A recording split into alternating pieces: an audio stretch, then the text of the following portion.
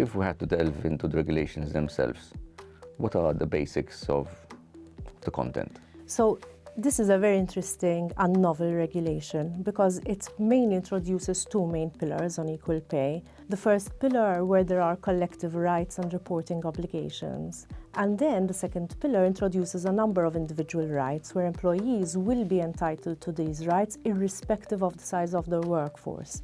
Let's explain to the audience what the key points of each of these pillars are. So if we look at the individual rights, so irrespective, as I said, of the size of the workforce, employees will have a number of rights, either at recruitment stage, so when they are still candidates, and then other rights which will be triggered during their employment.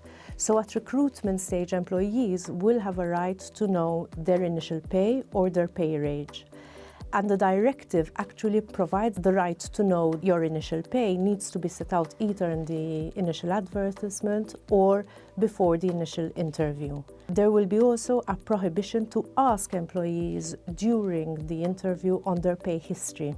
And there will also be a ban on prohibiting employees from disclosing their pay in order to exercise their rights under the directive.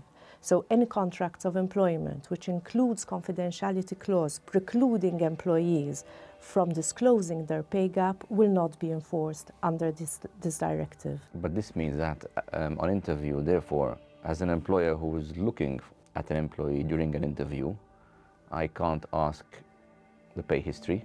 No, it will be precluded to ask pay history because the idea is to really place the candidate in the category for which he has applied for. So this presumes that the company would have salary structures in place and actually place the candidate in the correct pay range. And these rights now apply to everyone, notwithstanding size or sector?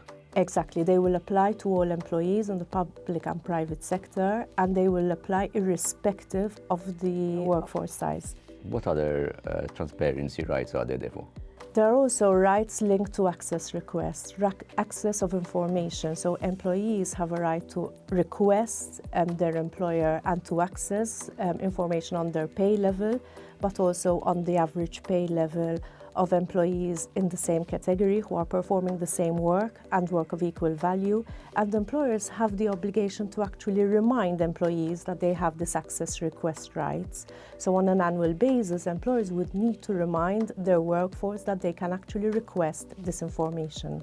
So an employee can just write into an employer and effectively ask, what is the average pay that my peers, who I think are comparable, are being given, basically? Yep. And the employer would have to disclose it no matter what? Yes, the employer would need to disclose it, and the request, which means that there's going to be a lot of scrutiny, both from the employee but also from the employee reps with respect to the salary structures of employers.